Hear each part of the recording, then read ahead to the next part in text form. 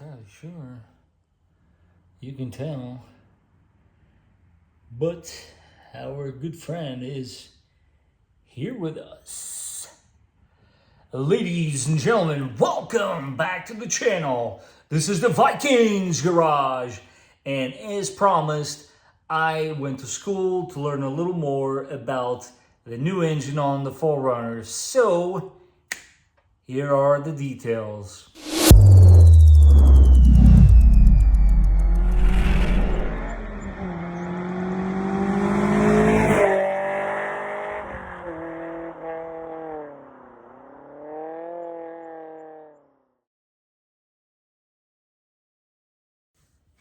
As all of you know, the new 4Runner 6th generation will have a completely different platform.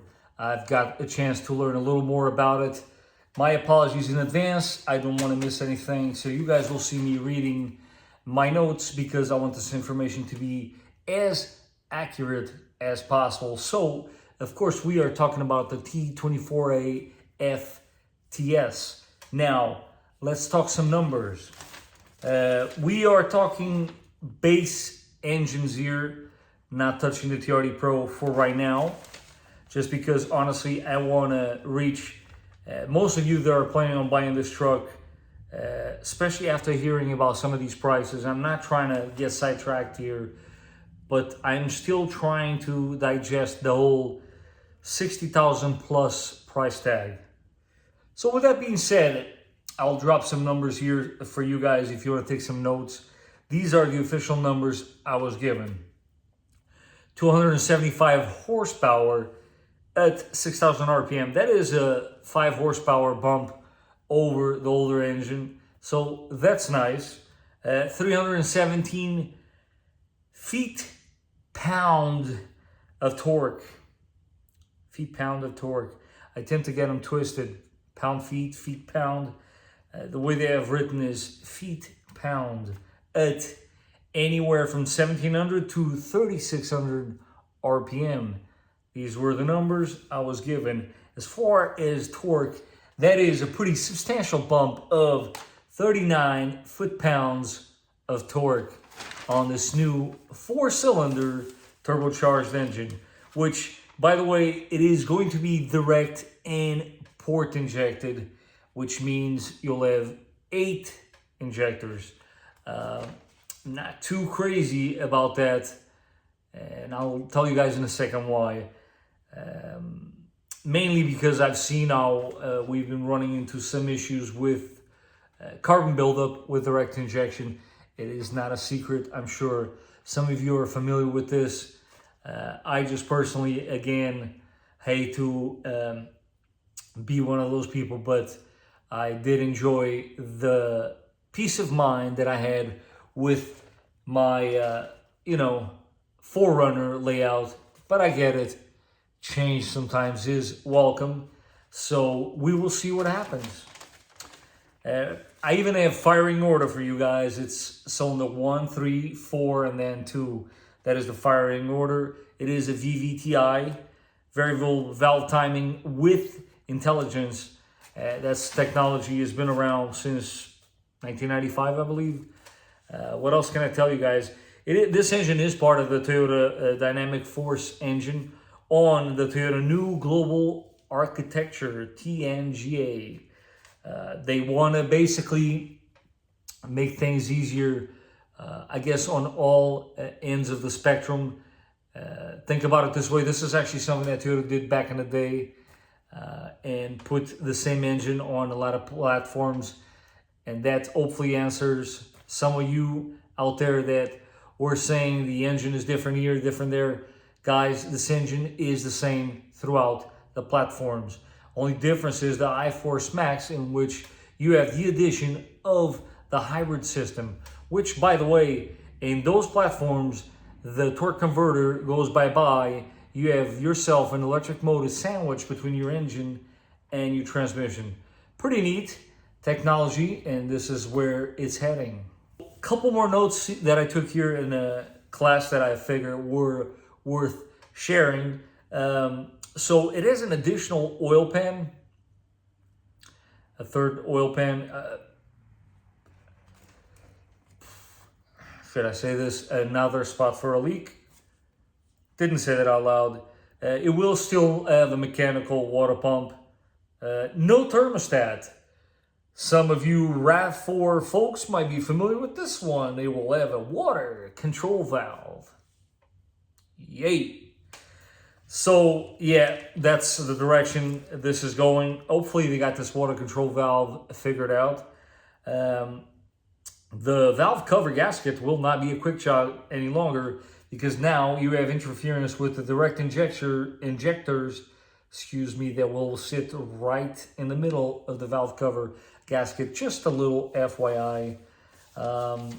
Let's talk turbo. So the turbo will be a single twin scroll turbo. They say it will provide a pretty wide power band, and that's always really neat. As you guys saw, the torque figures there starting at 1700 RPM. That's nothing to be ashamed of. That's really cool. I want to see how that works, especially when you're towing, because they are claiming 6,000 pounds towing capacity. I'm just not entirely sure if they're referring to the ones that are powered with the EV system hybrid, or this is all throughout the range. I want to say the 6,000 pound is the ones that have the hybrid system also attached to it. But again, the information is a little spotty out there, and I was not able to get confirmation of that one when I went to school. So it is a water-cooled intercooler, so that's a good thing. Definitely a good thing. They say it is capable, when maxed out, to reach 24 psi, but they also told me that was while they were experimenting with it. The turbo in its stock configuration will not be putting out 24 psi. It will be much less than that, I'm sure. But was I supposed to disclose that information? Guys, turbocharged engine. You have to be careful with your air filter. Again, just more maintenance. Keep that in mind. Why? You don't want anything going to the air compressor wheel on your turbo. So maintenance is definitely going to be key when it comes to this engine. Goes without saying. I mean, that's always been the case. You got a turbocharged engine. You got to now be a little more cautious with your oil intervals. You don't want to mess up anything with the internal compressor bearing on the turbocharger. But guys, as far as I did ask this question, and I felt as if everybody was looking at me like, who is this guy? So I am old school, and I always think about turbo timers and things of that nature. That obviously is not going to be the case here. There's not going to be a turbo timer as we old folks know it as. But nonetheless, this particular engine, because it's turbocharged, they have it set up in such a way that it will have the water cooling system going after the fact, meaning when you're done driving it, this of course goes for those that will have short distance travel, not to worry because the car is designed to protect that turbocharger and not to cook that oil for that matter. I apologize a little late here. But we are good there. They have that covered with their water-cooled system. It will be functioning after the fact. That is kind of neat information to know, nonetheless.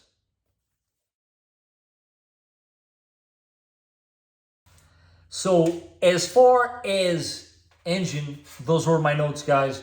That was all the information that was given to me. They reassured me, which I already knew. It's a very reliable platform. No surprise there. Toyota does lots of research and development before putting out a product. And as I'm sure you guys know, this engine has been utilized by Lexus for a little while now. And for what I understand, it is, again, reliable. So now what I want to do and finish this video with is actually, because guys, I have just as many questions as you guys have. And I'm going to pose 5 questions to you guys. And please take this with a grain of salt because I have not yet experienced this car in person. I have watched countless numbers of hours of videos of those that were fortunate enough to be invited out there to California for the unveiling of the new generation 4Runner. There are some topics that are not being discussed in some of these videos often enough or pointed out. So let me know in the comments down below, what do you guys think of these 5 questions that I personally have and that are super, super important, especially when it comes to a car purchase.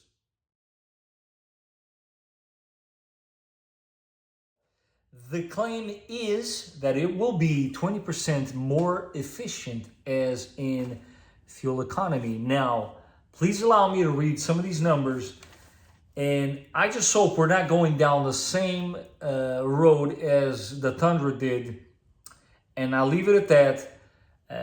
Those of you that own a Tundra or have purchased a Tundra because of fuel economy, and I'm of course referring to the V6 twin turbo, probably can relate to what I'm about to say here. So the claim is 21 in the city, 26 on the highway miles per gallon. Now, pump the brakes there. Those are great numbers, but take a wild guess what it says on the fine print. 2-wheel drive. As I'm sure a lot of you will go for the 4-wheel drive. Those numbers are 20 in the city, 23 on the highway. 23 combined is the estimate, right? Now, the current 4Runner with the V6 is got 16 city, 19 highway.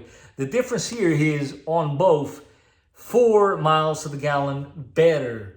But in reality, will it be that much better? We can only hope. I really hope that's the case. 4 miles to the gallon is not a bad number at all. Just keep in mind that something tells me, well, let's hope and see what we get. Because, of course, nobody knows what in reality we should be expecting. But I really hope that 24 miles to the gallon is 23, excuse me, on the highway for the 4-wheel drive is an accurate number. I've reached 22 miles to the gallon with my V6. It's not that hard to do that. If you're self-conscious with your driving and you do a lot of highway driving, it's very possible. But hey, listen, it is a smaller engine, so we shall see what that actually translates to.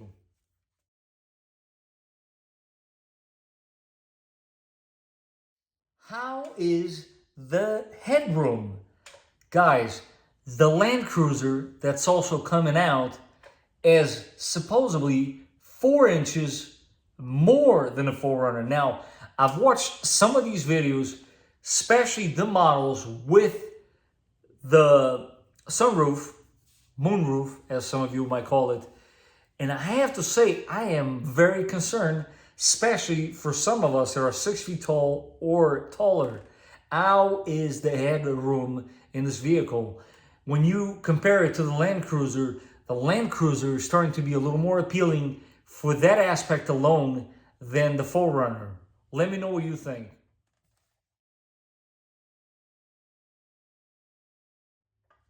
And still focusing on the interior, because to be honest with you guys, I actually dig the exterior. I think the design of this vehicle is very, very modern. They stayed true to the classic look that we love so much of the 5th gen. And my main concerns are really on the interior. So the next one is legroom for the second row passengers. Guys, I've watched a lot of these videos, and I don't understand how nobody's pointing this out. It does not seem like there's a whole lot of room back there. It seems like we have lost quite a lot of room when you compare it to the 5th gen, which again would make that a downgrade, especially when you consider that the price is just going up. And again, I mean, it looks very tight to me on camera, but while we're still talking about the second row seats, how do you guys feel about the fact that the second row seats, they tumble, right? They do not fold flat like they did on the 5th gen. Now, I'm going to tell you why this is actually a bit of a problem. I understand they probably had to do it that way for whatever reason. maybe something to do with the battery on the iForce Max models. But when you fold those seats the way that they're showing it, there is a reporter out there. I wish I could give him a shout out. I honestly forgot what the name was, but I read the article somewhere online, and this is the only guy that I know of that did this. So we actually attempted to lay flat in the back of this new generation 4Runner to attempt to, mimic the fact that you could potentially try to sleep on the back of your 4Runner like some of us have done, right? And he is 5'8", and the only way, of course, with the seats folded, that he was able to fit in there was diagonally. Just putting that out there, it is going to be an issue for some of us. And again, I am still stuck inside the interior of this new vehicle. Guys, how do you feel about the back area, the trunk room? Now, hear me out. I'm not concerned so much for the ones that don't come equipped with the hybrid system. My concern is for those trim levels that have the hybrid system. There is too much of a protrusion in that trunk. Say you were picking up a heavy object, I feel like there will be too much of a lift to be able to put that object because of the room that it's being robbed in the floor of the trunk area. I'm not so sure I like that. Like, not even one bit. If there's one reason that I love my 4Runner so much, and I'm sure a lot of you can relate to that, is that at any given time, I can just fold down my seats and I can just about fit all sorts of things back there. I've done it. I've moved full-size beds, couches. I've shoved all sorts of things in the back of my red 4Runner. Not so much my army green, but I'm concerned. I am very concerned with that battery back there and how much room it's actually robbing in that trunk space.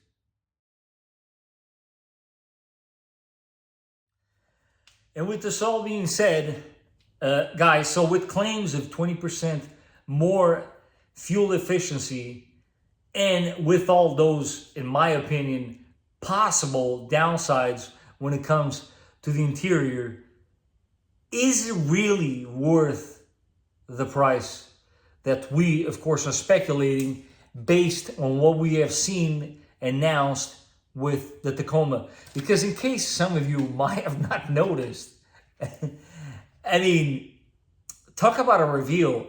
Guys, this new 4Runner, it goes totally back to the roots, because when you look at this 4Runner from the B pillar forward, it's a Tacoma. It's a Tacoma with some different bumpers and whatnot, but it is basically the same car. So why wouldn't it be roughly the same price? I mean, if anything, for the added body in the back, it's probably going to be more expensive. And that is very concerning to me, because you're talking about a $60,000+ proposition here. I don't know about you guys, but there's absolutely no way that I'm going to be able to muster that up, especially when you consider that I have myself such a nice, reliable, and proven platform already. Guys, let me know your thoughts. I know this video was a little lengthy, but I needed to come in here and share all this new information that I had and concerns that I have, because at the end of the day, I want to know what you guys think. Am I alone on this? Am I the only one picking up on these small little details on the interior? If I do have the opportunity, I'm going to share some footage of a new Tacoma, because for right now, that's all I can get my hands on. And so that you guys can see some of the interior features, which, let's face it, are the same exact thing as a 4Runner. As always, guys, I appreciate you watching. If you found this video to be informative, don't forget to smash that like button. If you haven't done so, don't forget to subscribe. And I will catch you guys on the next one.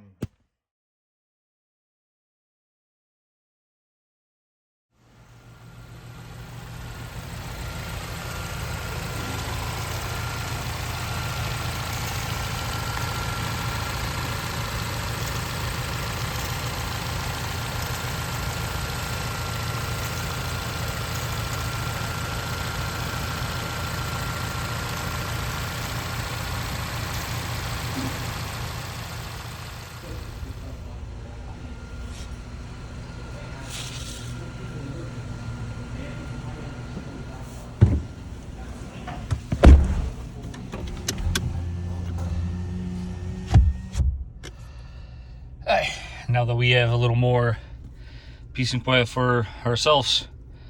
This is more or less in a nutshell. Gotta be honest with you guys, I don't know, it seemed like from the videos that I saw that this was a bit wobbly, but this particular one actually seems pretty solid to me, so disregard that. But yeah, this is what let's turn on the lights, see if that makes a difference there. Yeah, it sure does. This particular one is TRD off-road package. There's a lot of you know, TRD imprinted goodies. I do like the cluster, I gotta say. This digital look here looks very cool. Let's try to play with it a little bit. Let's see. Go this way. Yeah, I'm still getting adjusted to this whole thing, but you know what? Let's turn it off. Give you guys a startup sequence. Remember, the 4Runner ain't gonna drift too far off from this. Yes, this one has a check engine light. I can tell you guys in a second why, but yeah, looks pretty neat. Whole thing is digital. I don't know if that's picking up on camera. Okay, all this information stuff. Let's see, what else can we see here?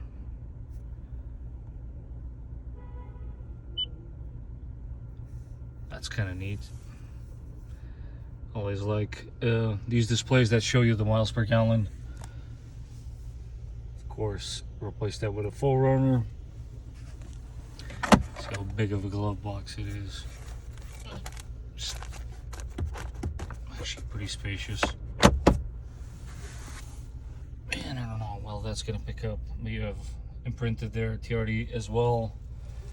As far as the Tacoma goes, roof-wise, as you can see, there's no sunroof there, so that's okay with me. So that might be something to take into consideration. This might be something you want to think about. Personally, and may flip this camera around, with headroom. I'm 6 feet tall, and as you can see, this is what I got to work with without the sunroof. Now, if you were to add a sunroof, you see where I'm going with this. So definitely something to take into consideration. But all in all, just from sitting in here, it's actually not that bad of a place to be sitting on. Very nice indeed. And overall, seat seems to be comfortable. I would have to have more seat time with it in order to give you guys a more 100% with certainty take on that. But gonna flip the camera around once more and show you a couple more things that I've noticed. Turn on these lights, which is LED. It's definitely a plus, they're doing that. Try to get this stuff out of the seat here, so you have an idea. But it's seems like a very nice seat. I like how it's hugging you in place, you know. This definitely seems very nice. I would love to see over time how they wear. Pretty roomy glove box. Again, for those of you that have been following on social media, it is very much clear that from the B pillar forward, Tacoma and 4Runner is basically the same, as you guys can see here. Big, bulky knobs. Still got a bit of a volume there. Vents. You'll have a brake controller, if I'm not mistaken, on this area right here on certain models for the 4Runner. I am very excited about that. And, you know, just a whole bunch of dummies here, which is also a plus, as I'm sure you guys know. A lot of us add things to it, so that will definitely be a plus. Shape of the steering wheel is somewhat flat, not necessarily 100%, but it has a bit of a... Actually, I think it's more optical than anything else, because now as I'm running my hands to it, this design makes you believe it's flat, but it's actually not flat at all. Very nice sections here for your hands. Yeah, I hope this was a very good demonstration for you guys, so you have an idea more or less of what to expect, but it seems very functional. I'm still trying to get grips with the way this works, but for what I understand, as I'm turning the knob there, you'll have different modes, really neat. And then it is a matter of, I understand, clicking this one and turning, see what that does. Not a whole lot.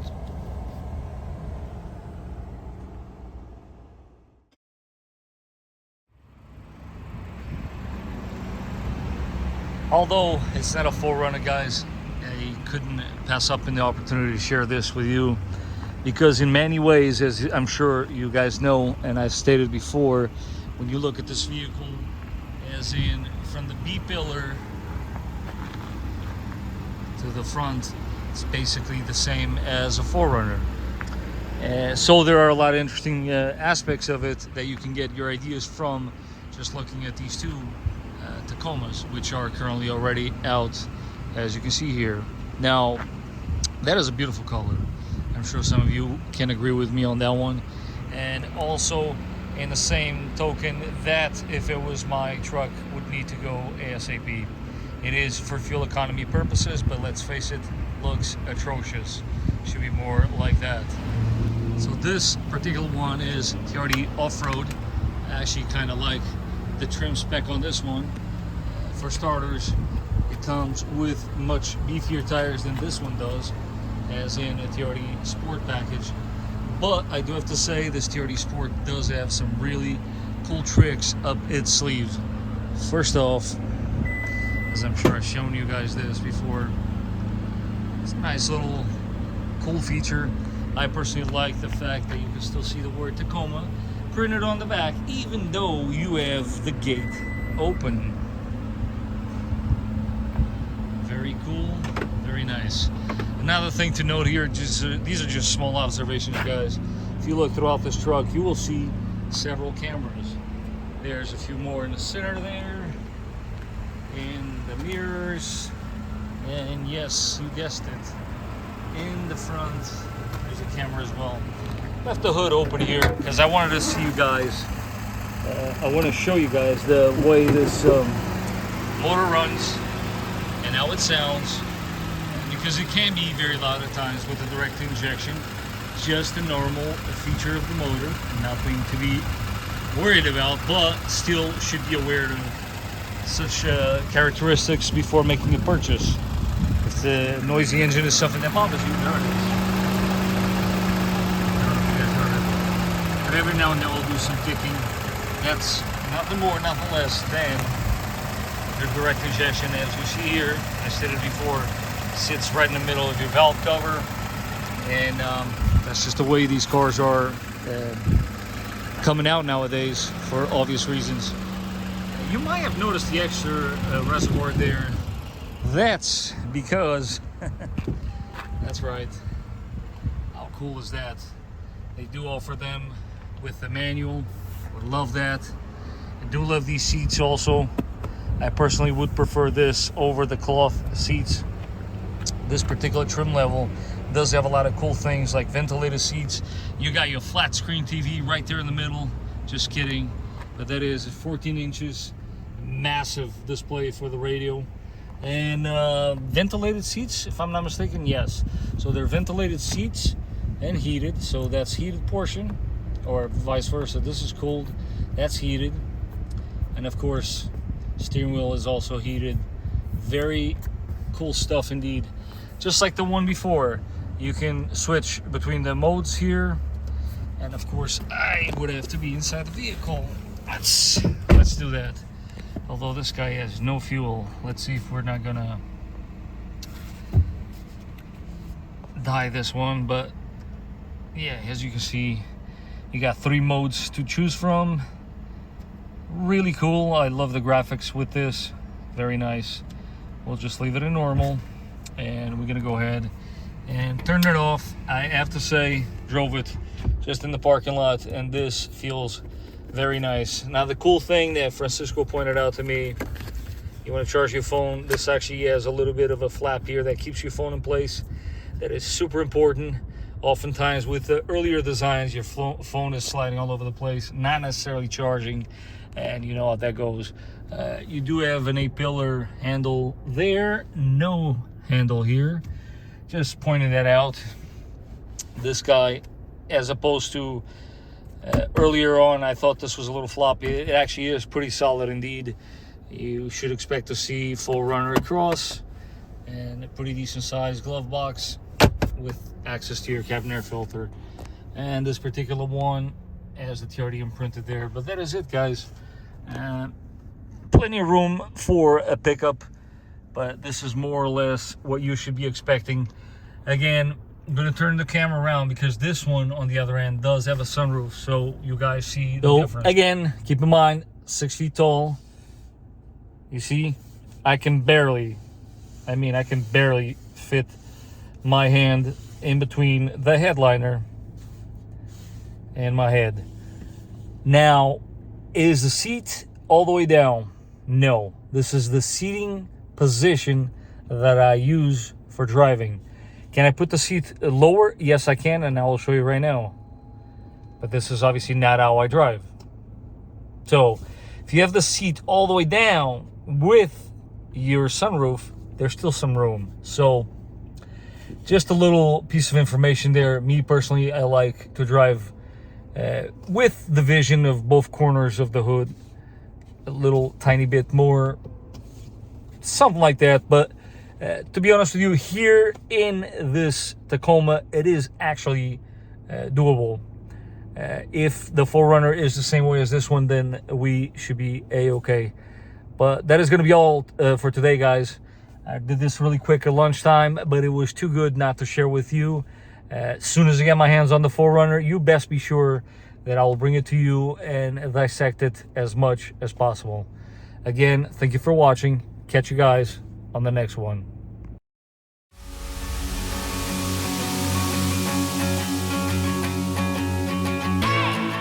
And how is this for a random conclusion?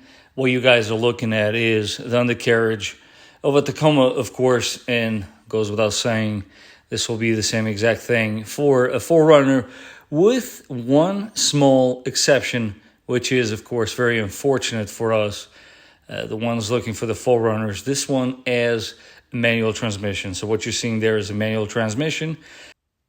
Other than that, this is exactly what you should be expecting with the 6th generation 4Runner.